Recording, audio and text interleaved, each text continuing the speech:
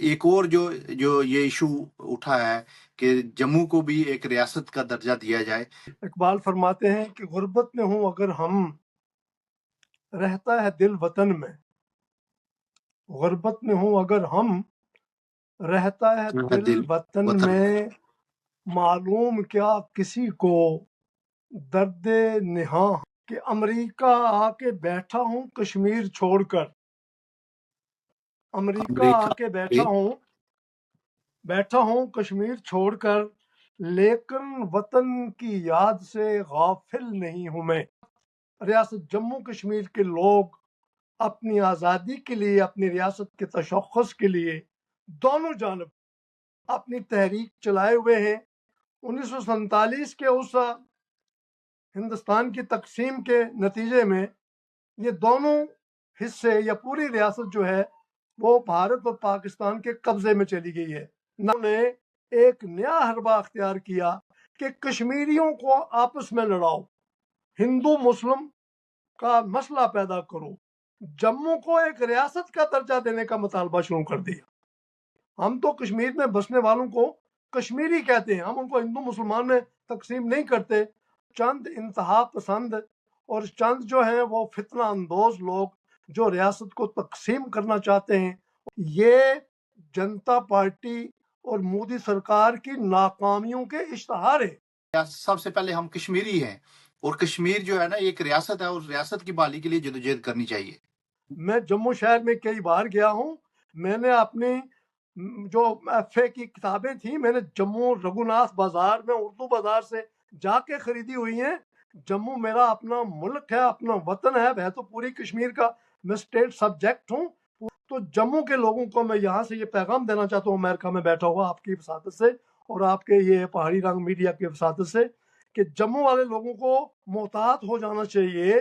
وہ ایسی کسی سازش کا حصہ نہ بنے جو ریاست کو مزید ٹکڑوں میں تقسیم کرنے کے لیے دہلی کی سرپرستی میں یا دہلی کی حمایت میں چل رہی ہیں. مجھے یقین ہے کہ جموں کے رہنے والے اپیل کرتا ہوں کہ جنتا سرکار کی کسی ایسی سازش کا حصہ نہ بنے جو ہماری ریاست کو ٹکڑے کرنے کی طرف لے جائے. ہم ریاست جموں کشمیر کے لوگ اپنی ریاستی وحدت کے قائل ہیں. ریاست جموں کشمیر کو 47 کی حالت میں مہاراجہ کی جو ریاست تھی 14 اگست 1947 کو، ہم اس ریاست کی بحالی کی جدوجہد کر رہے ہیں. اور اس ریاست کی بحالی کے لیے ہمیں آر پار یکجا ہو کر کوشش کرنی ہے. اور یہ کوشش نہ پاکستان کے خلاف ہے نہ ہندوستان کے خلاف ہے. عمر عبداللہ کی مرضی کے مطابق، لوگوں کی رائے عامہ کے مطابق حکومت چلانے کا موقع دیا جائے. عمر عبداللہ ایک بار کو بار بار دہرا رہا ہے کہ بھئی اسٹیٹ ہوڈ بحال کرو. مسئلہ کشمیر کیوں لٹکایا ہوا ہے؟ اور کشمیریوں نے یہ طے کیا ہوا ہے کہ ہم اپنی ریاست کے تشخص کے لیے آخری حد تک جائیں گے. بھارتی مقبوضہ کشمیر کے اندر جموں میں 1999 میں 1989 میں ایک کالج بنایا گیا تھا. اس کا نام تھا ماتا ویشنو دیوی یونیورسٹی.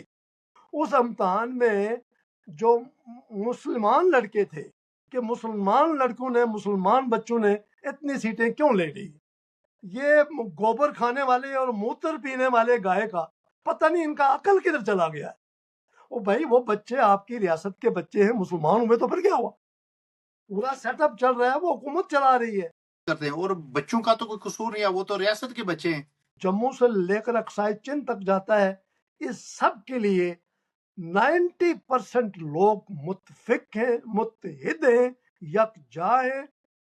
دہلی والوں کو، جنتا پارٹی کو، مودی سرکار کو اب کلیئر ہو جانا چاہیے